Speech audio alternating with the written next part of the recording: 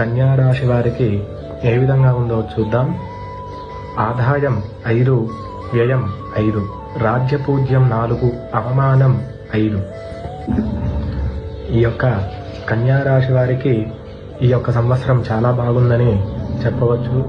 ఈ యొక్క కన్యా రాశి వారికి చాలా అద్భుతమైన ఫలితాలు ఈ యొక్క సంవత్సరం గోచరిస్తున్నాయి.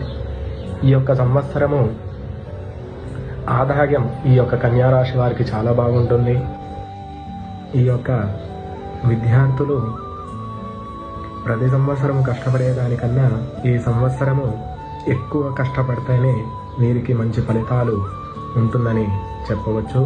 వ్యవసాయ రంగంలో ఉన్న వారికి కూడా చాలా పంటలు పొందే అవకాశాలు చాలా ఉంది. ఈ యొక్క కన్యా రాశి వారు నూతన కార్యక్రమాలు